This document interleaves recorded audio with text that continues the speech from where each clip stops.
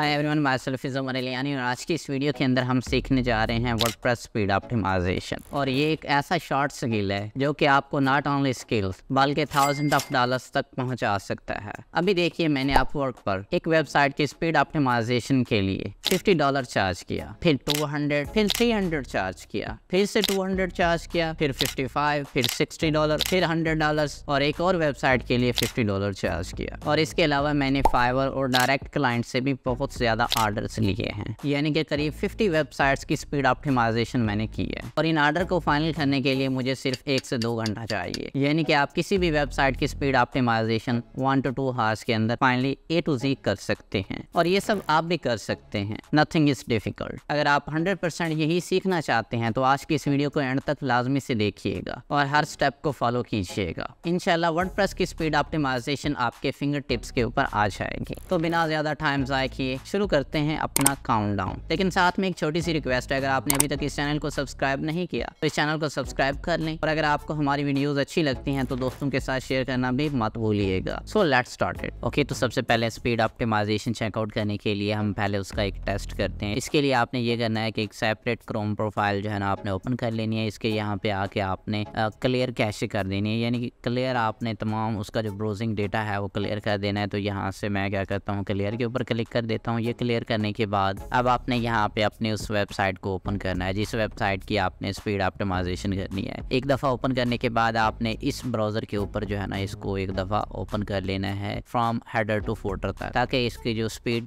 Optimisation के facts and figures हैं वो हमें एग्जैक्ट मिल सकें। उसके बाद यहाँ पे पेज स्पीड इनसाइट आप यहाँ पे सर्च करेंगे और यहाँ पे पहली जो वेबसाइट आ रही है पेज स्पीड इनसाइट, इसके ऊपर आपने क्लिक कर देना है। यहाँ से आपने अपनी वेबसाइट का यूआरएल उठाना है और यहाँ पे एक नोटिफिकेशन आ रहा है पेज स्पीड इनसाइट के ऊपर। तो यहाँ पे आपने ओके गॉट इट के ऊपर क्लिक करना है और उसके बाद यहाँ पे आपने अपनी उस वेबसाइट का यूआरएल पेस्ट कर देना है, देन एनालाइज के ऊपर क्लिक कर देना है। अब ये रनिंग एनालिसिस यानी कि मोबाइल और डेस्कटॉप दोनों के लिए जो है ना आपको आपकी वेबसाइट की स्पीड बता देगा। तो यहाँ पे थोड़ा सा आपको वेट करना पड़ेगा। ये यहाँ पे किसी भी वेबसाइट की कंप्लीट स्पीड फॉर डेस्कटॉप और मोबाइल के ऊपर शो करवाने के लिए थोड़ा सा टाइम लेता है। सो हम वेट कर लेते हैं। तो फाइनली यहाँ पे इसने आपको स्पीड ऑप्टिमाइजेशन दिखा दी। यहाँ पे आप देख सकते हैं मोबाइल के लिए जो स्पीड ऑप्टिमाइजेशन का स्कोर है वो 25 है। उसके बाद लेट्स सी यहाँ पे अगर आप डेस्कटॉप के लिए देखते हैं तो यहाँ पे ये 75 है। मोबाइल के लिए यहाँ पे अगर आप आगे देखें तो यहाँ पे डिफरेंट जो है ना एरर्स आपके सामने यहाँ पे शो हो रहे हैं और साथ में टाइम भी मेंशन है कि इतना टाइम जो है ना ये फैक्टर्स ले रहा है। ये देखें जैसे serve images in next gen formats, तो यहाँ पे ये जो है ना इमेजेस जो भी हमारी इमेजेस जेपीजी फॉर्मेट या पीएनजी फॉर्मेट्स के अंदर है तो वो यहाँ पे सारी जो है ना शो हो रही हैं। उसके बाद यहाँ पे आप देख सकते हैं रिड्यूस अनयूज्ड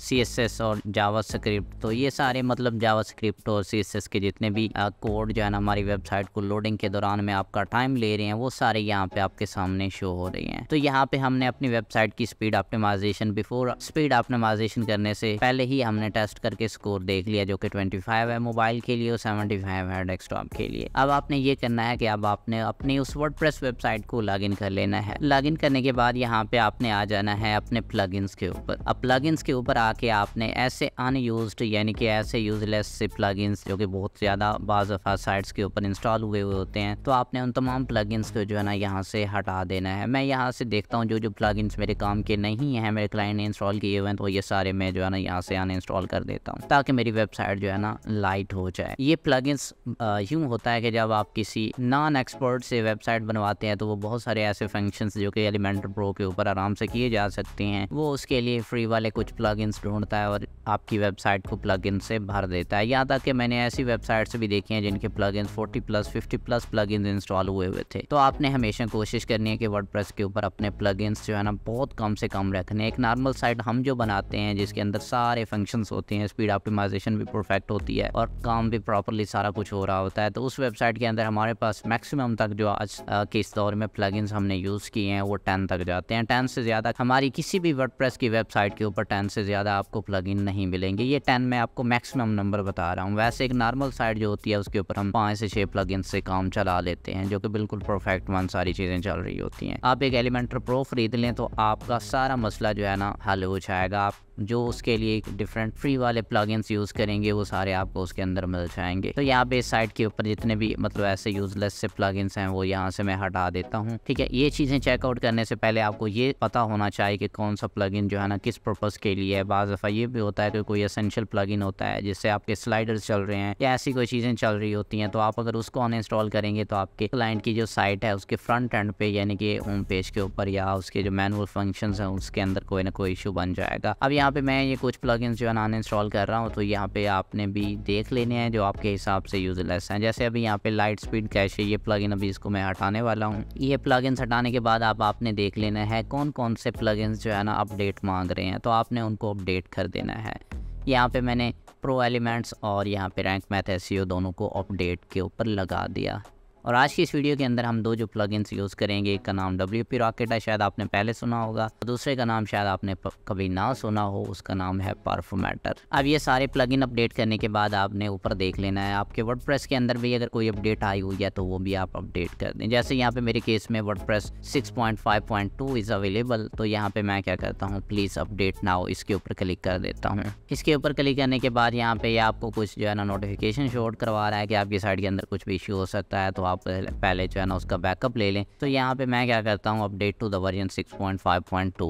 यहाँ पे प्लगइन्स और आपने अपने वर्डप्रेस के वर्जन्स के अंदर अपडेट देखने के साथ साथ अगर आपके थीम के अंदर भी कोई अपडेट आई हुई हो तो आपने उसको भी अपडेट कर देना है। हमेशा याद रखिएगा जब भी कोई ऐप है, कोई प्लगइन है, कोई थीम है या कोई भी ऐसा वर्डप्रेस का वर्जन है, जब वो अपडेटेड वर्जन आता है तो वो पहले से ज़्यादा लाइट होता है और उसके अंदर जो फंक्शंस होते हैं मज़ीद एडवांस हो चुके होते हैं। सो हमेशा अपनी वेबसाइट को अपडेट करते रहा करें। तो यहाँ पे अब हमारी जो वेबसाइट है उसका वर्डप्रेस का वर्जन जो है ना अपडेट हो चुका है, प्लगइन हम ऑलरेडी इंस्टॉल कर चुके थे। अब आपने जो बेसिक काम करना है स्पीड ऑप्टिमाइजेशन के लिए, आपने यहाँ पे अगेन से जो है ना मैं प्लगइन्स के ऊपर क्लिक करके देख लेता हूँ। अब यहाँ पे मैंने प्लगइन्स के ऊपर क्लिक करके देख लिया कि कौन से और मजीद प्लगइन्स ऐसे हैं जो कि लाइक यूजलेस से हैं। यहाँ से अभी जैसे मैं डुप्लीकेट पेजेस को डीएक्टिवेट करता हूँ, डीएक्टिवेट करने के बाद यहाँ से इसको मैं डिलीट कर देता हूँ क्योंकि ये प्लगइन्स मेरे अब कोई काम का नहीं है, इससे जो हमने काम करना था वो हमने कर लिया है। तो यहाँ पे अब आप देख सकते हैं 10 प्लगइन्स में से मैंने 7 प्लगइन्स यहाँ पे बचा दिए हैं। बाकी जो प्लगइन्स हैं वो हमारे सारे जो है ना यूजलेस से थे, जो या हमने यूज़ कर लिया हमारी ज़रूरत के बाद वो हमारे लिए यूजलेस हो गए, तो हमने उनको यहाँ से रिमूव कर दिया। अब आपने यहाँ पे पेज स्पीड इनसाइट की जो वेबसाइट है जहाँ पे आपने अपना स्कोर एनालाइज किया था उसको ओपन करना है और उसके ओपन करने के बाद यहाँ पे आपने नेक्स्ट जेन फॉर्मेट इमेजेस का जो एरर्स आ रहा है, यानी कि आपकी वेबसाइट के ऊपर जितनी भी इमेजेस हैं इन सब को आपने क्या करना है, WebP फॉर्मेट के अंदर कन्वर्ट करना है। हमेशा याद रखना JPG और PNG आपकी वेबसाइट को बहुत ज़्यादा हैवी बना देती हैं और गूगल भी इसको पसंद नहीं करता। नाउअडेज गूगल जो है ना WebP फॉर्मेट के अंदर इमेजेस को पसंद करता है और WebP फॉर्मेट के अंदर जब आप अपनी इमेज को कन्वर्ट करते हैं तो उसका साइज़ भी बहुत कम हो जाता है और आपकी इमेज की क्वालिटी भी वैसे की वैसे रहती है, यानी कि उसका जो साइज़ है बहुत लाइट हो जाता है। यहाँ से अभी जैसे इस इमेज को यहाँ से मैं सेव करता हूँ, तो यहाँ पे ये इमेज सेव करने के बाद आपने सर्च करना है TinyPNG। तो उसके बाद यहाँ पे आपके सामने एक वेबसाइट आ जाएगी tinypng.com, तो इसको आपने यहाँ से ओपन कर लेना है और यहाँ पे आपने ड्रॉप योर इमेजेस के ऊपर क्लिक करना है और यहाँ से आपने अपनी वो वाली इमेज है ना सेलेक्ट कर लेनी है। तो यहाँ पे मैं इसको ओपन कर लेता हूँ। अब ये वेबसाइट हमारी इमेज के साइज को कंप्रेस कर देगी। यहाँ पे आप देख सकते हैं 952 KB है, तो इसने इसको कंप्रेस करके 118 KB बना दिया, यानी कि हमें जो है ना 88% इसका साइज कंप्रेस हो चुका है। यहाँ से इसको JPG फॉर्मेट के अंदर मैं डाउनलोड कर लेता हूँ। उसके बाद अब आपने ये करना है कि WebP कन्वर्टर यहाँ पे आपने सर्च करना है और यहाँ से आपने देख लेना एक वेबसाइट आएगी webpconverter.com, इसको आपने ओपन कर लेना है। अब यहाँ पे आपने इस कंप्रेस की हुई इमेज को जो है ना ओपन कर लेना है, जो कि ये वाली थी हमारी। इस इमेज को सेलेक्ट करने के बाद अब आपने यहाँ से ओपन करना है। अब यहाँ पे आप देख सकते हैं पूरी इमेज यहाँ पे अपलोड हो चुकी है, तो उसके बाद आपने यहाँ पे कन्वर्ट के ऊपर क्लिक करना है। अब कन्वर्ट के ऊपर क्लिक करने के बाद ये इमेज हमारी डाउनलोड होके क्या हो चुकी है, 65 KB की हो चुकी है। अगेन से इसको आपने फिर से कंप्रेस कर लेना है। ये जो हमारी WebP वाली फाइल है इसको अगेन से यहाँ पे मैं TinyPNG के ऊपर डाल देता हूँ। तो आप देख सकते हैं सबसे पहले जो हमारी फाइल का साइज था 952 KB था, उसके बाद हमने उसको कंप्रेस किया तो 118 KB बन गया। उसके बाद हमने उसको WebP के अंदर कन्वर्ट किया तो 67 KB बन गया और जब अगेन से उसको कंप्रेस किया तो वो मजीद 25% कम होके 50 KB बन गया। अब यानी कि जहाँ पे ये हमारी इमेज जो है ना 1 MB की बन रही थी, अब वो जस्ट और जस्ट चंद KB की बन के रह चुकी है। अब इस इमेज को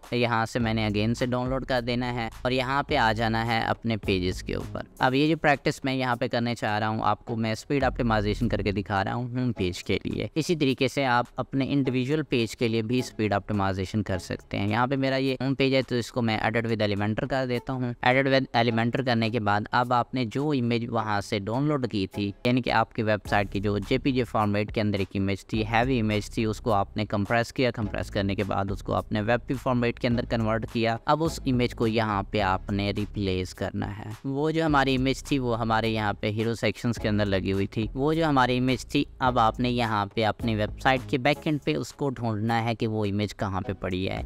अब यहाँ पे मेरे सामने एलिमेंटर का जो पेज है वो ओपन हो चुका है। अब इसको बैकएंड पे मैं यहाँ पे रिप्लेस करके आपको दिखाता हूँ। तो वो जो इमेज थी यहाँ पे आपने अपनी वेबसाइट के ऊपर बैकएंड पे देखना है कहाँ पे पड़ी है, उसको रिप्लेस करना है। लेकिन रिप्लेसिंग करने से पहले मैं क्या करता हूँ, अपनी वेबसाइट के होम पेज के ऊपर मेरी जितनी इमेजेस लगी हुई हैं, इन तमाम इमेजेस को मैं यहाँ से डाउनलोड करता हूँ और इनको कंप्रेस करता हूँ। कंप्रेस करने के बाद देन फिर मैं क्या करता हूँ, इनको वेबपी फॉर्मेट के अंदर कन्वर्ट कर देता हूँ ताकि मेरी इमेजेस जब मैं अपलोड करूँ तो सारी ऑलरेडी प्री ऑप्टिमाइज होनी चाहिए। अच्छा, ये जो तरीका है, ये जो मैं मैनुअल कर रहा हूँ, ये बहुत ज़्यादा परफेक्ट है। इसके थ्रू आप अपनी वेबसाइट की स्पीड बहुत लेवल तक जो है ना बढ़ा सकते हैं। एक दूसरा तरीका ये होता है कि उसमें हम प्लगइन्स वगैरह यूज़ करते हैं, लेकिन प्लगइन्स जो है ना क्या करते हैं, आपकी वेबसाइट को इस तरीके से कंप्रेस नहीं करते जिस तरीके से यहाँ पे हम मैनुअली कर सकते हैं। हमेशा याद रखना कि मैनुअल जो काम किया गया होता है वो 100% बेहतर होता है एज जो ऑटोमेट काम होता है। तो यहाँ पे मैं क्या करता हूँ, पेज स्पीड इनसाइड के ऊपर आके बाकी इमेजेस जो मेरी वेबसाइट के रिलेटेड हैं वो भी यहाँ से मैं क्या करता हूँ, डाउनलोड कर देता हूँ। जैसे अभी ये इमेज यहाँ से मैंने डाउनलोड की, अब इसको अगेन से मैं कंप्रेस करता हूँ। कंप्रेस करने के बाद इसको मैं डाउनलोड करता हूँ। अगेन कंप्रेस इमेज डाउनलोड करने के बाद इसको अगेन से मैं जो है ना वेबपी कन्वर्टर.com के ऊपर अपलोड करके इसको वेबपी फॉर्मेट के अंदर जो है ना यहाँ पे कन्वर्ट कर देता हूँ। अब ये जो मेरी वेबपी वाली फाइल है, इसको अगेन से मैं यहाँ पे अपलोड करता हूँ ताकि ये मजीद जो है ना इसका साइज कंप्रेस हो जाए। तो 76 KB से इसका जो साइज है 55 KB बन चुका है। तो यहाँ पे जो नॉन कंप्रेस इमेजेस दो हैं इनको मैं डिलीट कर देता हूँ। तो उसके बाद यहाँ से ये इमेज मैं जो कि वेबपी के अंदर पहले कन्वर्ट कराया था उसको अगेन से मैंने कंप्रेस किया। तो इसको यहाँ पे tinipng.com से मैं डाउनलोड करता हूँ। अब यहाँ पे मैं आपके दिखाने के लिए मैंने दो इमेजेस जो है ना वो डाउनलोड की हैं, उनको मैंने tinipng से कंप्रेस किया है, देन webpconverter.com से कन्वर्ट किया है। तो अब आपने ये करना है, अपनी वेबसाइट की जितनी भी इमेजेस हैं उन तमाम इमेजेस को आपने डाउनलोड करना है। डाउनलोड करने के बाद उनको tinipng.com से आपने कंप्रेस करना है, फिर आपने webpconverter.com के ऊपर अपलोड करके उनको वेबपी फॉर्मेट के अंदर कन्वर्ट करना है। वेबपी कन्वर्टर से कन्वर्ट होकर वेबपी फॉर्मेट के अंदर आ जाएं तो मजीद उनको फिर अगेन से कंप्रेस करने के लिए आपने tinipng.com के ऊपर अपलोड करना है ताकि आपकी इमेजेस जो वेबपी के अंदर भी कन्वर्ट हो चुकी हैं मजीद भी कंप्रेस हो जाए उनका साइज, ताकि जितना कम से कम साइज होगा उतनी ज़्यादा हमारी साइट के ऊपर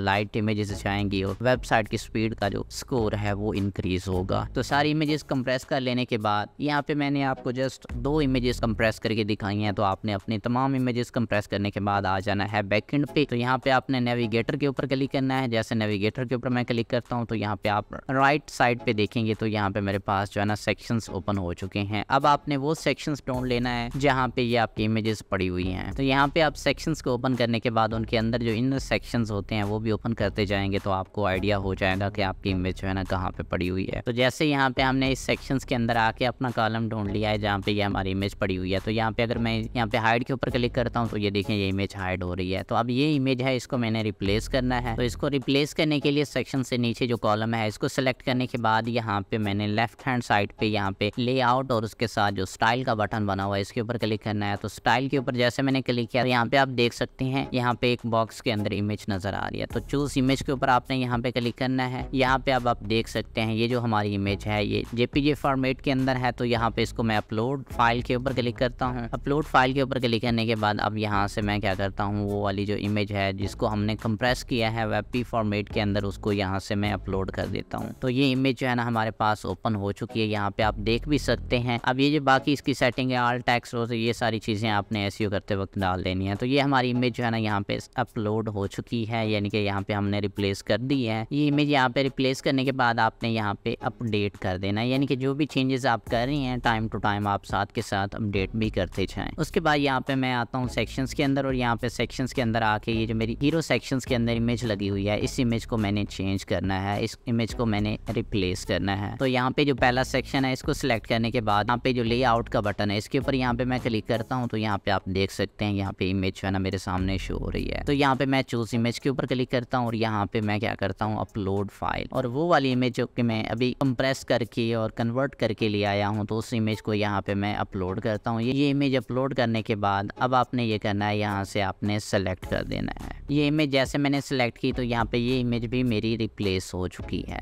ये इमेज रिप्लेस करने के बाद आपने अगेन से पेज स्पीड इनसाइड का पेज ओपन कर लेना है और नेक्स्ट जो इमेज वहाँ पे शो हो रही है जो कि जेपीजी फॉर्मेट के अंदर है उसको आपने डाउनलोड करना है, कन्वर्ट करना है, कंप्रेस करना है और देन फिर आपने अगेन से उसको अपलोड कर देना है। तो यहाँ पे इस इमेज को मैं सेव कर लेता हूँ। सेव करने के बाद यहाँ पे मैं इसको tinipng.com के ऊपर अपलोड करता हूँ ताकि कंप्रेस हो जाए। तो यहाँ पे आप देख सकते हैं ये जो इमेज थी 184 KB की थी, अब यहाँ पे ये क्या हो गया है कि 46%। अब इसका जो साइज है 46% कम हो गया, 99 KB के है। इसको यहाँ पे डाउनलोड करने से पहले मैं इसकी जो ओरिजिनल फाइल है उसको वहाँ से अपने डेस्कटॉप से अपने कंप्यूटर के डाउनलोड फोल्डर से डिलीट कर देता हूँ ताकि ये इमेजेस जो है ना डुप्लीकेट ना हो। तो वो डिलीट करने के बाद अब यहाँ पे मैं आता हूँ और इसको यहाँ पे मैं क्लिक करके डाउनलोड कर देता हूँ। अब वो इमेज मेरी डाउनलोड हो गई है तो यहाँ पे मैं webpconverter.com के ऊपर आता हूँ और यहाँ पे इस इमेज को मैं अपलोड करता हूँ ताकि ये WebP फॉर्मेट के अंदर कन्वर्ट हो जाए। तो यहाँ पे मैं कन्वर्ट के बटन के ऊपर क्लिक करता हूँ। अगेन से जो है ना मैं यहाँ पे tinipng.com के ऊपर आ जाता हूँ। अब यहाँ पे मेरे पास 2 इमेजेस हैं, तो जो इमेज यहाँ पे आप होवर करेंगे तो आपको HTML फॉर्मेट के अंदर शो हो तो वो इमेज जो है ना आपकी WebP इमेज है। तो उसको यहाँ से आपने सेलेक्ट करना है और देन आपने यहाँ पे ओपन के ऊपर क्लिक करना है। तो ये देख सकते हैं आप मेरी जो इमेज है वो WebP फॉर्मेट के अंदर जो है ना यहाँ पे अपलोड हो चुकी है। अब ये प्रीवियस वन दोनों इमेजेस यानी कि जो ओरिजिनल इमेज है जो हमने बाद में कंप्रेस की और जो WebP वाली इमेज है उसको भी यहाँ से मैं अपने फोल्डर से डिलीट कर देता हूँ ताकि डुप्लीकेट ना हो। अब यहाँ पे मैं आता हूँ और यहाँ पे मैं क्या करता हूँ, जो WebP वाली मेरी फाइल है जो कि 49 KB की है और इस टाइम जो है ना 24% कम होके 37 KB बन चुकी है, तो इसको यहाँ से मैं डाउनलोड करता हूँ। तो ये इमेज जो है ना मेरी यहाँ पे कंप्रेस हो चुकी है, कन्वर्ट भी हो चुकी है। तो हमेशा याद रखना, अब इस इमेज को देखने के लिए यहाँ पे मैं क्लिक करता हूँ तो ये इमेजेस जो होती है ना ये हमेशा गूगल क्रोम के अंदर ही ओपन होती हैं। तो यहाँ पे आप गूगल क्रोम सेलेक्ट करके यहाँ पे always use this app to open WebP files, यहाँ पे मैं ओके कर देता हूँ। यानी कि WebP वाली इमेजेस जब भी आप ओपन करेंगे तो वो आपके क्रोम ब्राउजर के अंदर ओपन होंगी। तो अब यहाँ पे मैं आता हूँ अपनी वेबसाइट के बैकएंड पे और ढूंढता हूँ कि ये इमेज जो है ना मेरी कहाँ पे पड़ी हुई है। तो ये देखें यहाँ पे ये मेरी इमेज पड़ी हुई है। अब यहाँ पे मैं इसका सेक्शंस जो है ना वो ढूंढता हूँ और इसका सेक्शन ढूंढने के बाद इसको जो है ना मैं यहाँ पे रिप्लेस करता हूँ। यहाँ पे नेविगेटर के अंदर जितने भी मैंने सेक्शंस ओपन किए हुए हैं वो सारे यहाँ पे मैं क्लोज करते जाता हूँ और एट द एंड जो है ना मैं यहाँ पे इस इमेज वाले सेक्शंस के ऊपर आ जाता हूँ। तो इस इमेज वाले सेक्शंस को सिलेक्ट करने के बाद यहाँ पे मैं आता हूँ लेफ्ट साइड पे लेआउट के साथ जो स्टाइल का बटन है इसके ऊपर क्लिक करता हूँ और यहाँ पे आप देख सकते हैं ये इमेज यहाँ पे पड़ी हुई है। तो यहाँ पे मैं चूज इमेज के ऊपर क्लिक करता हूँ और यहाँ से अपलोड फाइल। अब यहाँ पे ये वाली इमेज जो है ना यहाँ पे मैं सेलेक्ट करता हूँ। ये इमेज सेलेक्ट करने के बाद यहाँ पे मैं इसको सेलेक्ट कर देता हूँ और दैट्स ऑल, हमारी इमेज जो है ना यहाँ पे रिप्लेस हो चुकी है और उसके बाद यहाँ पे मैं इसको अपडेट कर देता हूँ। तो इसी तरीके से आपने पेज स्पीड इनसाइड के पेज के ऊपर जो इमेजेस नेक्स्ट जेन फॉर्मेट के अंदर शो हो रही हैं वो सारी आपने डाउनलोड करनी है। उनको आपने tinipng.com से कंप्रेस करना है और देन फिर webpconverter.com से उनको WebP फॉर्मेट के अंदर कन्वर्ट करना है। जब वो कन्वर्ट हो जाए WebP फॉर्मेट के अंदर आपने अगेन से उनको कंप्रेस कर लेना है ताकि उनका साइज मैक्सिमम लेवल तक कम हो जाए। तो ये मैंने आपको कुछ इमेजेस का करके दिखाया। अब आपने ये करना है कि अपनी तमाम इमेजेस को मैनुअली इसी तरीके से कंप्रेस करना है। इस तरीके से आप कंप्रेस करेंगे तो इंशाल्लाह आपकी वेबसाइट की स्पीड 90+ हो जाएगी। और ये आज की इसी वीडियो के अंदर आप आगे चल के देखेंगे भी सही, इस 25% जो स्पीड है मोबाइल के ऊपर इसको मैं 90+ कैसे लेके जाता हूँ आपके सामने होगा, सब कुछ ऑन द रिकॉर्ड होगा। तो यहाँ पे सारी इमेजेस जो आपने कंप्रेस कर लेनी है उनको ये मेक श्योर करना है अगर उनमें कोई लोगोज हैं, यानी कि अगर आपकी वेबसाइट का कोई लोगो है उसका साइज काफ़ी ज़्यादा है तो उसको आप जब कंप्रेस करेंगे तो उसको PNG फॉर्मेट के अंदर ही रहने दीजिएगा, क्योंकि लोगो वगैरह जो है जब वो कन्वर्ट होगा अगर WebP फॉर्मेट के अंदर जाएगा या किसी और फॉर्मेट के अंदर जाएगा तो उसका जो ट्रांसपेरेंट बैकग्राउंड होता है तो वो ख़त्म हो जाएगा। यानी कि अगर आपका एक लोगो ट्रांसपेरेंट बैकग्राउंड के साथ है तो जब आप उसको PNG फॉर्मेट से किसी दूसरे फॉर्मेट के अंदर कन्वर्ट करेंगे तो उसका जो बैकग्राउंड है वो अगेन से आ जाएगा, ब्लैक बैकग्राउंड आ जाएगा या वाइट आ जाएगा एज पर योर लोगो। तो ये चीज़ ख्याल रखना है कि आपके पेज के ऊपर जितनी ट्रांसपेरेंट इमेजेस होनी चाहिए उनको कोशिश करें कि एज मैक्सिमम लेवल तक कंप्रेस कर लें, उनका साइज कम कर लें, लेकिन उनको PNG फॉर्मेट के अंदर रहने दें। हाँ, अलबत्ता अगर लोगो से हट के कोई ऐसी इमेजेस हैं अगर उनका बैकग्राउंड चला भी जाए तो कोई मसला नहीं पड़ता, तो देन उन तमाम इमेजेस को आपने WebP फॉर्मेट के अंदर कन्वर्ट कर लेना है। तो इस तरीके से आपने अपनी तमाम इमेजेस जो है ना कन्वर्ट कर लेनी है। मैं आपका टाइम बचाने के लिए यहाँ पे सारी वीडियो जो है ना फास्ट फॉरवर्ड कर देता हूँ ताकि आपको सारी चीज़ें जो है ना समझ आ जाएं और आपका टाइम भी बच जाए। अगर आप अपनी वेबसाइट की स्पीड ऑप्टिमाइजेशन हमसे 100% मनी बैक गारंटी के साथ करवाना चाहते हैं तो पहले आइए पहले पाइए 50% डिस्काउंट पर, यानी जिस वेबसाइट की स्पीड के लिए नॉर्मली $100 चार्ज किया जाता है वो आपके लिए हमने $50 कर दिया।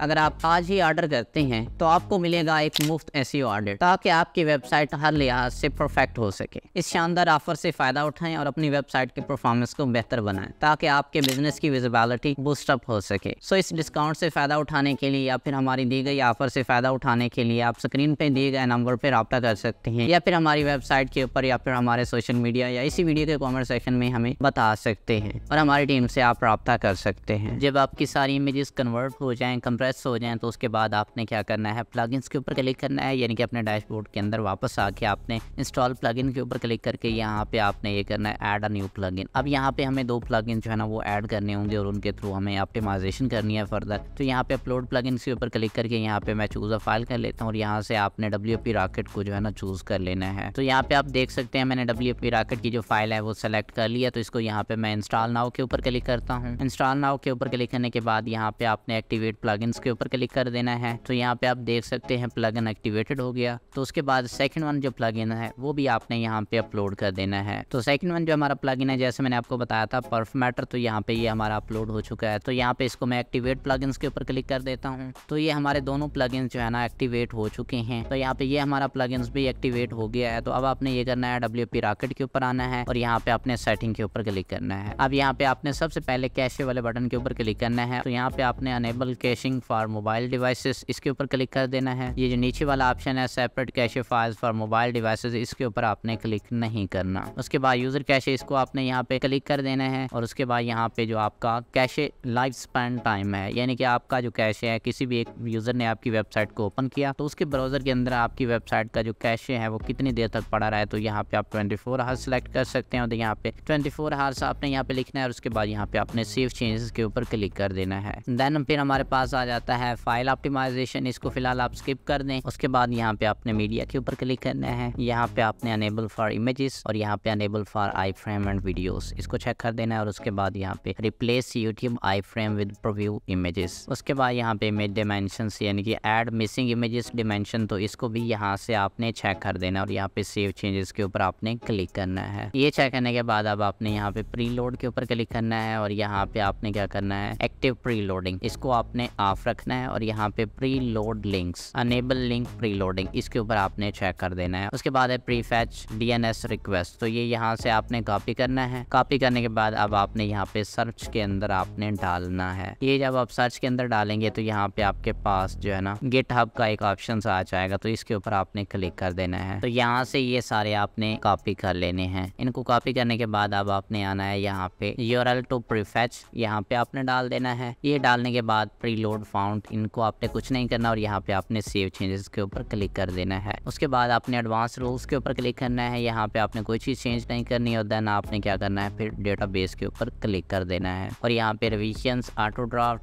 Trash post, spam comments, trash comments, all transient, optimise table और यहाँ पे आपने शेड्यूल कर लेना है इसको वीकली, ताकि बैकएंड पे WP रॉकेट आपकी वेबसाइट की ये जो सारी ड्राफ्ट पोस्टें हैं या फिर ऐसी कैशेस जो सेव हो रही हैं उनको क्लियर करता रहे। तो यहाँ पे वीकली सेव करने के बाद आपने सेव चेंजेस एंड ऑप्टिमाइज के ऊपर क्लिक कर देना है। तो यहाँ पे आप देख सकते हैं data optimization process is running. अब उसके बाद यहाँ पे CDN आ जाता है, तो इसको फिलहाल आपने कुछ नहीं करना। अनेबल कंटेंट डिलीवरी नेटवर्क, अगर आपकी वेबसाइट के ऊपर बेतहाशा ट्रैफिक आ रही हो तो। उसके बाद यहाँ पे आपने हार्ट बीट के ऊपर आना है और यहाँ पे आपने कंट्रोल हार्ट बीट इसके ऊपर आपने चेक कर देना है और यहाँ पे देन आपने सेव चेंजेस के ऊपर क्लिक करना है। यहाँ पे आप देख सकते हैं database optimization process is complete, list of optimize items below. उसके बाद यहाँ से would you allow WP rocket to collect non sensitive diagnostic data from this website, तो यहाँ से आपने इसको यस अलाउ के ऊपर क्लिक कर देना है। यहाँ पे ये आपके प्लगइन्स और PHP वर्जन्स के बारे में डिटेल दे रहा है, तो नो प्रॉब्लम। उसके बाद बाद यहाँ पे आपने एड ऑन्स के ऊपर आ जाना है। तो यहाँ पे आपने वेब पीक कंपैटिबिलिटी के ऊपर क्लिक कर देना है इसको, यानी कि आपने ऑन कर देना है। उसके बाद यहाँ पे क्लाउड फ्लेयर है और नीचे जो बाकी चीजें हैं ये आपने इनको नहीं छेड़ना। क्लाउड फ्लेयर के अंदर कैसे स्पीड ऑप्टिमाइजेशन करते हैं ये ऑलरेडी हम सर्वर सेटअप वाली जो सीरीज थी उसके अंदर कवर कर चुके हैं। तो यहाँ पे आपने टूल्स के ऊपर आना है। टूल्स के ऊपर आके यहाँ पे आप अपनी सेटिंग वगैरह इंपोर्ट एंड एक्सपोर्ट कर सकते हैं। तो उसके बाद अब आपने ये करना है, अब आपने आ जाना है परफ मैटर के ऊपर, यानी कि जो हमारा दूसरा प्लगइन है।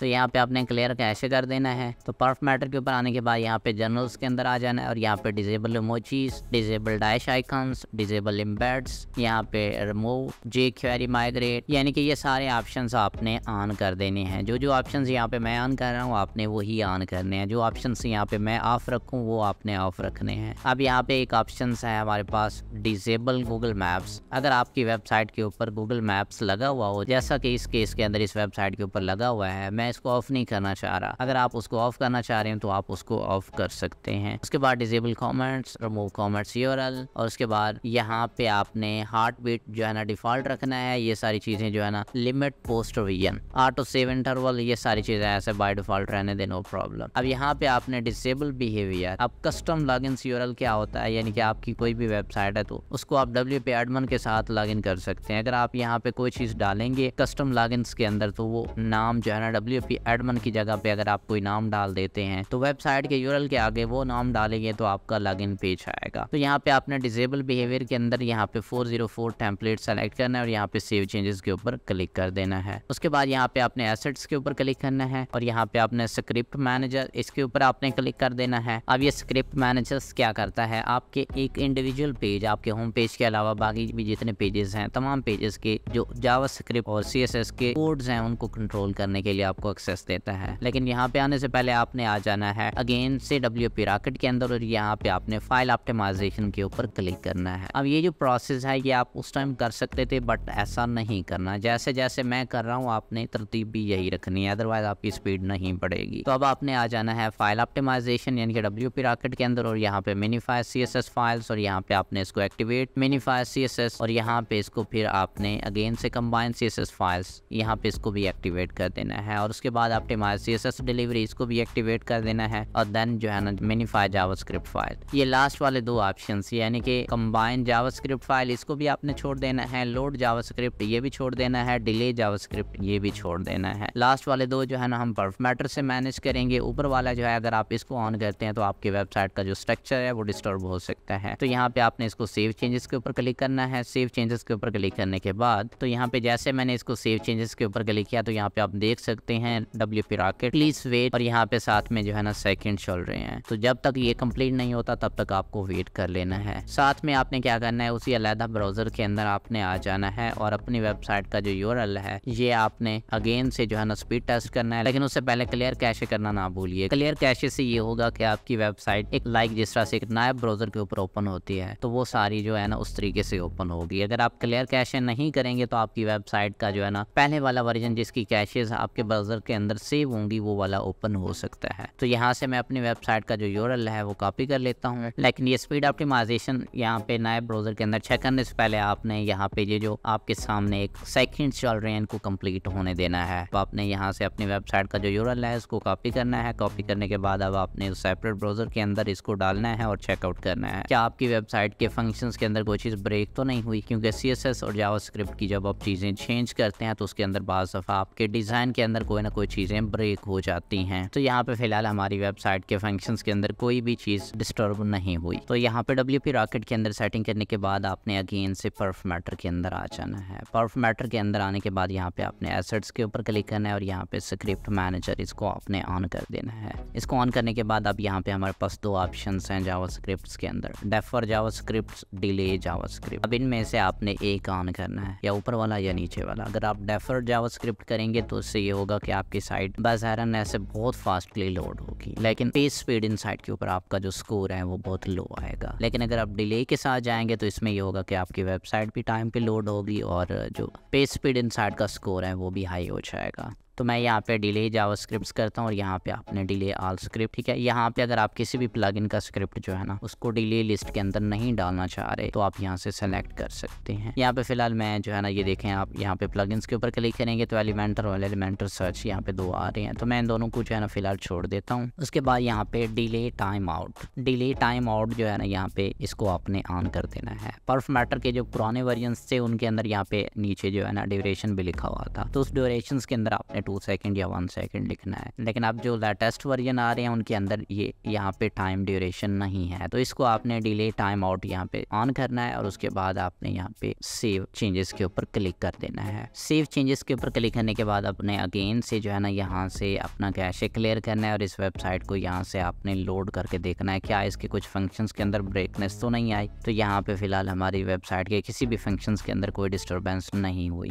तो यहाँ पे अगेन से मैं पूरे ब्राउज़र का कैशे क्लियर करता हूँ और उसके बाद यहाँ से देन इस वेबसाइट को ओपन करके दिखाता हूँ। तो यहाँ पे हमारी वेबसाइट जो है ना यहाँ पे ओपन हो चुकी है, तो इस टाइम भी यहाँ पे इसके किसी फंक्शंस के अंदर कोई डिस्टर्बेंस नहीं आई। अगर आपने फ़र्क महसूस करना हो तो पहले बेशक आप स्क्रीनशॉट्स या एक छोटी सी वीडियो बना के रख लें और बाद में फिर आप दोनों को कंपेयर करके देख लें कि आपकी किसी फंक्शंस के अंदर कोई डिस्टर्बेंस आई है कि नहीं आई। तो उसके बाद यहाँ पे आपने प्री लोड के ऊपर क्लिक करना है। तो उसके बाद यहाँ पे आप अनेबल इंस्टेंट पेज, इसको आपने ऑन करना है। इसको ऑन करने का आपको फ़ायदा ये होगा, लेट्स सपोज आप किसी एक जगह पे बैठे हैं और आपने दूसरे बटन के ऊपर जो है ना हॉवर किया, जैसे आप माउस के साथ वहाँ पे हॉवर करेंगे तो बैक एंड पे वो पूरा पेज जो है ना आपका लोड हो चुका होगा। जस्ट आपको क्लिक करना होगा और आपकी वेबसाइट फ़ौरन वो पेज ओपन कर देगी। उसके बाद आपने यहाँ पे कुछ भी नहीं करना, क्योंकि ये जो नीचे जितने भी ऑप्शंस यहाँ पे आपको दिखाई दे रहे हैं ये सारे हम WP रॉकेट के अंदर मैनेज कर आए हैं। जो चीज़ें आपने WP रॉकेट से करवानी है वो पर्फ मैटर से आपने नहीं करवानी, और जो चीज़ें आप पर्फ मैटर के अंदर ऑन करेंगे वो WP रॉकेट के ऊपर आपने ऑन नहीं करनी। यहाँ पे आपके माइंड में क्वेश्चन आ रहा होगा क्या हम एक प्लगइन से गुजारा चला सकते हैं? अगर आप ऐसा करेंगे तो आपकी जो स्पीड का स्कोर है वो 100% आप अडॉप्ट नहीं कर सकते। हाँ, अलबत्ता यहाँ तक कि अगर पर्फ मैटर अकेला आप चलाएंगे तो आपको 60-70 तक का स्कोर मिल जाएगा, और अगर पर्फ मैटर अकेला चलाएंगे तो उसमें भी यही सीन होगा। लेकिन अगर आपको एक परफेक्ट स्पीड चाहिए तो दोनों प्लगइन्स का होना ज़रूरी है। तो यहाँ पे सेव चेंजेस के ऊपर मैं क्लिक कर देता हूँ और उसके बाद यहाँ पे अपने लेजी लोडिंग, ये सारे ऑप्शंस भी हम जो है ना ऑलरेडी WP रॉकेट के अंदर मैनेज कर चुके हैं,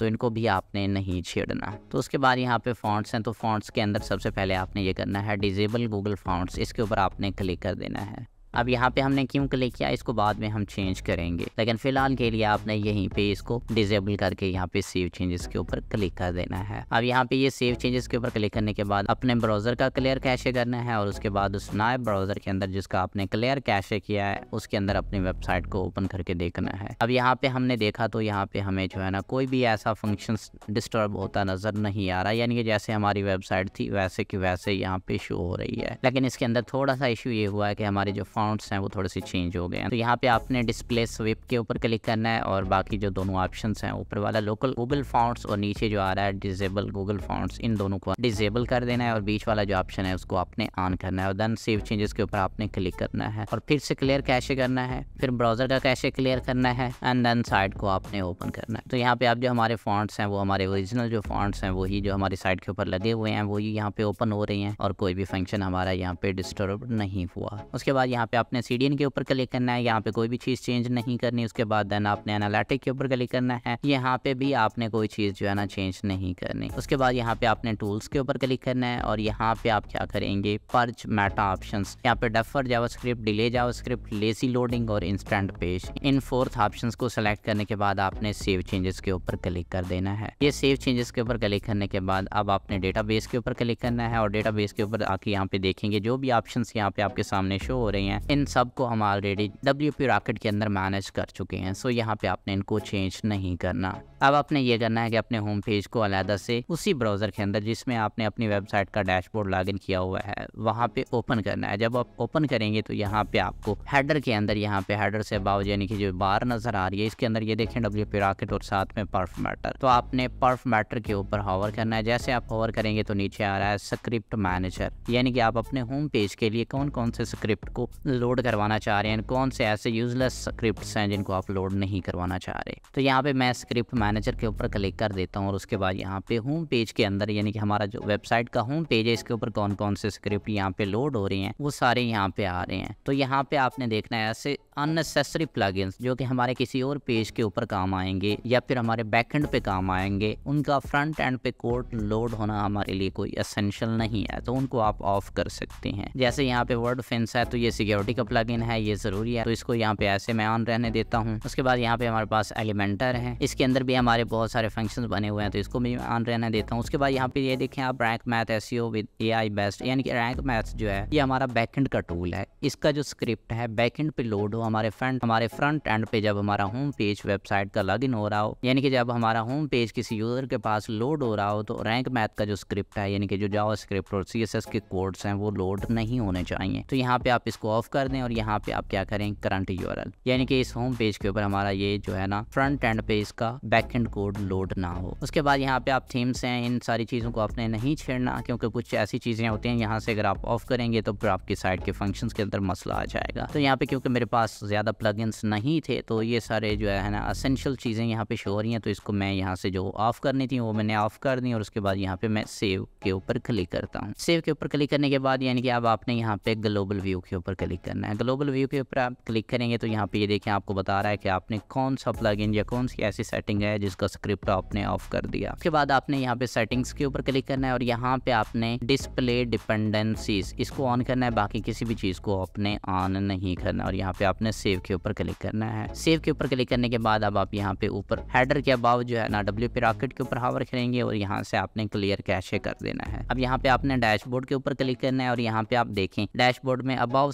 आपको एक नोटिफिकेशन नजर आ रहा है WP रॉकेट कैशे क्लियर्ड, तो यानी कि हमारा जो कैशे है वो क्लियर हो चुका है। अब हमें क्या करना है, अपने दूसरे ब्राउजर के अंदर जाना है जहाँ पे हम स्पीड टेस्ट कर रहे थे। हम यहाँ पे आएंगे तो सबसे पहले उस ब्राउजर की तमाम जो हमारी हिस्ट्री है उसको हमने क्लियर करना है विद कैशेज। तो यहाँ पे मैं क्लियर ब्राउजिंग डेटा के ऊपर क्लिक करता हूँ और यहाँ पे क्लियर डेटा के ऊपर क्लिक कर देता हूँ। तो ये क्लियर करने के बाद अब यहाँ पे मैंने अपनी वेबसाइट को एक दफ़ा पहले ओपन करना है ताकि जो है ना वो हमारे ब्राउजर के अंदर सेव हो जाए और हम उसका एग्जैक्ट जो स्पीड है वो मेजर कर सकें। तो यहाँ पे मैं अपनी वेबसाइट का यूआरएल डालता हूँ। ये डालने के बाद अब आपने क्या करना है, अपनी वेबसाइट को एक दफ़ा कम्प्लीटली ब्राउज कर लेना है ताकि अगर कोई भी फंक्शंस के अंदर डिस्टर्बेंस हुई होगी या कोई भी आपका फंक्शंस ब्रोक हुआ है तो वो आपके सामने आ जाएगा। तो यहाँ पे आप देखें एक दफ़ा जब हमारी वेबसाइट यहाँ पे लोड हो चुकी है तो इसका कैशे सेव हो चुका है। अब यहाँ से अगर मैं इसको एक दफ़ा यहाँ पे रीलोड करता हूँ तो ये फ़ौरन रीलोड हो रही है। तो इसका मतलब है यहाँ पे अब इस ब्राउज़र के अंदर हमारी वेबसाइट जो है ना कम्प्लीटली लोड हो चुकी है। अब ज़रा इसकी स्पीड मेजर करते हैं। तो स्पीड मेजर करने के लिए अब आपने क्या करना है, यहाँ पे आपने पेज स्पीड इनसाइट यहाँ पे सर्च करना है। तो यहाँ पे मैंने पेज स्पीड इनसाइट सर्च किया और सबसे पहले जो हमारे पास वेबसाइट आ रही है गूगल की अपनी ऑफिशियल वेबसाइट है जहाँ पे हम किसी भी वेबसाइट की स्पीड को मेजर करते हैं। यहाँ पे आपने नीचे ओके गॉट इट नोटिफिकेशंस के ऊपर क्लिक करना है और देन आपने क्या करना है, अपनी वेबसाइट का जो यूआरएल है इसको यहाँ पे आपने डाल देना है। ये डालने के बाद अब आपने एनालाइज के ऊपर क्लिक करना है। तो ये थोड़ा सा टाइम लेगा और आपको कम्प्लीटली एनालाइज करके बता देगा कि आपकी वेबसाइट की स्पीड डेस्कटॉप के ऊपर कितनी है, मोबाइल फोन के ऊपर कितनी है। तो एग्जैक्ट रिजल्ट के लिए आपको थोड़ा सा वेट करना होगा। तो यहाँ पे आप देख सकते हैं हमारी वेबसाइट की स्पीड जो कि 25 मोबाइल के ऊपर थी अब 74 हो चुकी है और डेस्कटॉप के ऊपर उस टाइम हमारे पास आई थिंक 75 थे और इस टाइम 91 हो चुकी है। सो अभी भी इस स्पीड से मैं सेटिस्फाइड नहीं हूँ क्योंकि मैं जो स्पीड ऑप्टिमाइजेशन करता हूँ मेरी कोशिश ये होती है कि 80+ ठीक है और ऑलमोस्ट 90+। मैं ऑलरेडी बेतहाशे ऑर्डर्स कर चुका हूँ तो मेरी वेबसाइट जो भी मैं स्पीड ऑप्टिमाइजेशन करता हूँ वो 90+ ही जाती हैं। तो अभी हम इस स्पीड को 90+ करेंगे। कैसे करेंगे, अब थोड़ी सी चेंजिंग मजीद करेंगे। तो लेट्स सी इस वीडियो के अंदर जुड़े रहें। तो मोस्टली वेबसाइट की स्पीड यहाँ तक ये सारे स्टेप फॉलो अप करते वक्त तकरीबन 90+ चली जाती है। बाज़ दफ़ा कुछ हैवी साइट्स होती हैं जिनके हेडर के अंदर इमेजेस पड़ी होती हैं, जैसे अभी इस वेबसाइट के हेडर के अंदर इमेज पड़ी हुई है जिस वजह से लोड थोड़ा ज़्यादा आ रहा है। या कुछ ऐसी वेबसाइट्स जो कि लाइक वो कॉमर्स की वेबसाइट्स हैं यहाँ पे मल्टीपल एंड 1000 ऑफ प्रोडक्ट्स पड़े होते हैं, तो वैसी वेबसाइट्स के लिए थोड़ा सा स्पीड कम होती है। यहाँ तक ये जो सारे स्टेप्स हमने पीछे फॉलो अप किए हैं, ये स्टेप फॉलो अप करने के बाद भी स्पीड जो है ना 90+ नहीं जाती। तो उस केस में आपने थोड़ी सी चेंजिंग करनी होती है जो कि अभी आपको मैं करके दिखाता हूँ। तो इस केस में आपने यहाँ पे इंस्टॉल प्लगइन्स के अंदर आ जाना है। इंस्टॉल प्लगइन्स के अंदर आके आपने यहाँ पे सबसे पहले जो है ना WP रॉकेट की सेटिंग के ऊपर क्लिक करना है। WP रॉकेट की सेटिंग के ऊपर क्लिक करने के बाद अब आपने यहाँ पे फाइल ऑप्टिमाइजेशंस के ऊपर क्लिक करना है। फाइल ऑप्टिमाइजेशंस के ऊपर क्लिक करने के बाद अब यहाँ पे जो हमने पहले सेटिंग की थी उसको हमने ऑफ करना है, यानी कि मिनिफाई मिनिफाई CSS फाइल इसको हमने यहाँ से ऑफ करना है, ऑप्टिमाइज CSS डिलीवरी इसको ऑफ करना है, मिनिफाई जावास्क्रिप्ट फाइल इसको भी हमने ऑफ करना है और यहाँ पे इसको हमने सेव कर देना है। अब आपके माइंड में क्वेश्चन आ रहा होगा कि इनको हमने ऑफ कर दिया तो अब इनको कहाँ से मैनेज करेंगे। यहाँ पे इसको सेव चेंज करने के बाद अब आपने आ जाना है यानी कि अगेन से परफ मैटर के ऊपर। अब ये जो स्टेप्स मैं बता रहा हूँ ये एक एक्स्ट्रा स्टेप्स हैं जो कि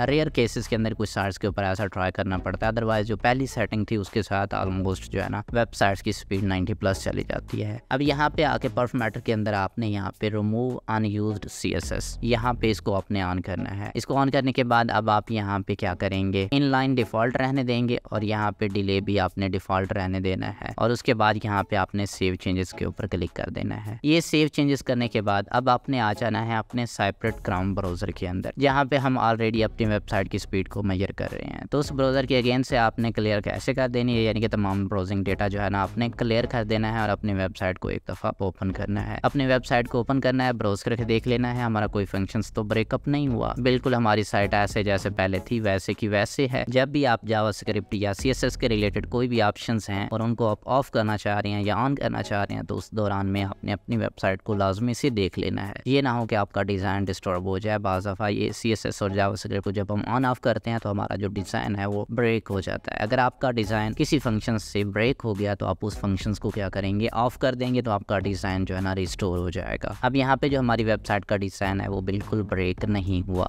सो अब ज़रा हम अगेन से जो है ना पेज स्पीड इनसाइड यहाँ पे मैं सर्च करता हूँ और इसके ऊपर अपनी वेबसाइट की यहाँ पे स्पीड चेक करते हैं। तो यहाँ पे एज इट इज़ आपने ओके गॉट इट के ऊपर क्लिक करना है और यहाँ पे अपने इसको एनालाइजिंग के ऊपर लगा देना है। तो अब यहाँ पे देख सकते हैं हमारी स्पीड जो है ना वैसे की वैसे 74 के ऊपर ही रुकी हुई है। तो लेट्स सी अगेन से हम जाते हैं परफ मैटर की सेटिंग के अंदर। परफ मैटर की सेटिंग के अंदर आके यहाँ पे हम सबसे पहले एसेट को चेक करते हैं। यहाँ पे डिले जावास्क्रिप्ट लगा हुआ है, डिले ऑल, उसके बाद यहाँ पे सारी चीज़ें फाइनल हैं। लेजी लोड के अंदर हमने कोई ऑप्शन ऑन नहीं किया। फॉन्ट्स के अंदर आ जाते हैं। लास्ट टाइम हमने लोकल गूगल फॉन्ट को ऑफ रखा, डिसेबल गूगल फॉन्ट्स को भी ऑफ रखा और बीच में जो हमारे पास डिस्प्ले स्वैप था इसको हमने ऑन रखा। मोस्टली वेबसाइट्स WP रॉकेट और परफ मैटर की जो हमने पहले सेटिंग की है और उसके साथ डिस्प्ले स्वैप के साथ स्पीड दे देती हैं। अगर नहीं दे रही तो फिर आपने क्या करना है, अब आपने यहाँ पे डिसेबल गूगल फॉन्ट्स कर देना है। डिस्प्ले स्वैप को आपने ऑफ कर देना है। ऊपर वाला जो ऑप्शन है इसको भी आपने ऑफ कर देना है और यहाँ पे डिसेबल गूगल फॉन्ट इसको आपने ऑन कर देना है और यहाँ पे आपने सेव चेंजेस के ऊपर क्लिक करना है। सेव चेंजेस के ऊपर क्लिक करने के बाद अब आपने यहाँ पे WP रॉकेट के ऊपर हावर करके क्लियर कैशे कर देना है और यहाँ से जब आपकी क्लियर कैशे हो जाए अगेन से आप अपने ब्राउजर में आ जाएं जहाँ पे आप स्पीड टेस्ट कर रहे थे। तो स्पीड टेस्टिंग ब्राउजर की भी आपने अगेन से जो है ना क्लियर कैशे कर देना है, यानी कि तमाम जो ब्राउजिंग हिस्ट्री है वो आपने क्लियर कर देना है। तो यहाँ पे मैं क्लियर डेटा के ऊपर क्लिक करता हूँ। क्लियर डेटा के ऊपर क्लिक करने के बाद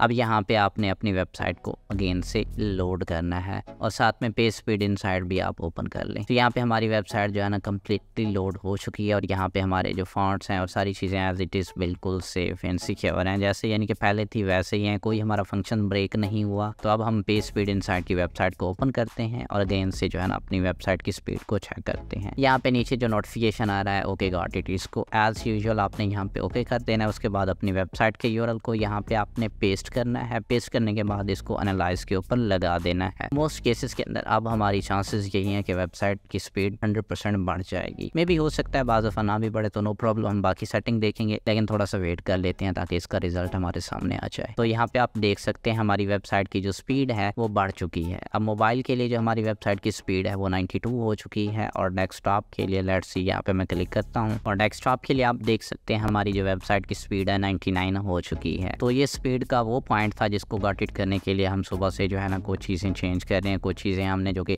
ऑलरेडी परफ मैटर के अंदर की हुई थी, फिर WP रॉकेट के अंदर की, फिर अगेन से जो है ना हमने परफ मैटर की सेटिंग के अंदर कुछ चीज़ें चेंज की। तो फाइनली अल्हम्दुलिल्लाह हमें जो है ना अपनी वेबसाइट की स्पीड मिल चुकी है। डेस्कटॉप के लिए हमने 25 से 90 का जंप किया और हमारी वेबसाइट की स्पीड जो कि मोबाइल के ऊपर पहले 25 थी अब 92 हो चुकी है। डेस्कटॉप के लिए 75 थी अब 99 हो चुकी है। तो यहाँ पे आपको अगेन से मैं वेबसाइट यहाँ पे दिखा देता हूँ कि यहाँ पे हमारी वेबसाइट के किसी भी फंक्शंस के अंदर कोई चीज़ ब्रोक नहीं हुई और अल्हम्दुलिल्लाह हमने जो है ना अपनी वेबसाइट की स्पीड को 25 से 92 तक इंक्रीज कर दिया। इस तरीके से आप किसी भी अपनी वर्डप्रेस की वेबसाइट की स्पीड ऑप्टिमाइजेशन कर सकते हैं। सो ये थी आज की वीडियो जिसके अंदर हमने स्पीड ऑप्टिमाइजेशन को पेड प्लगइन्स के थ्रू फाइनल अप किया। अगर आप चाहते हैं कि विदाउट एनी पेड प्लगइन यानी कि फ्री प्लगइन्स के साथ आप अपनी वर्डप्रेस स्पीड ऑप्टिमाइजेशन करें तो उसके लिए आप नीचे कमेंट सेक्शन में यस लिख कर बताइएगा और नेक्स्ट नेक्स्ट वीडियो के अंदर मैं आपको एक फ्री प्लगइन्स के थ्रू स्पीड ऑप्टिमाइजेशन करके दिखाऊंगा। और इसके अलावा अगर आपको शॉपिफाई स्पीड ऑप्टिमाइजेशन और कस्टम वेबसाइट की स्पीड ऑप्टिमाइजेशन के लिए भी लेक्चर्स चाहिए तो लाजमी से अपना फीडबैक दीजिएगा ताकि हम इसके ऊपर एक पूरी सीरीज ला सकें जिसमें हम शॉपिफाई, वर्डप्रेस, कस्टम वेबसाइट्स और जितने भी यहाँ पे हमारे पास एक नॉर्मल वेबसाइट्स के अंदर CMS चल रहे हैं उन तमाम की स्पीड ऑप्टिमाइजेशन आपके सामने लेके आए। और अगर आपकी इस वीडियो के रिलेटेड कोई भी क्वेरी है तो आप नीचे कमेंट सेक्शन में हमें बता सकते हैं। And I will see you in the next one.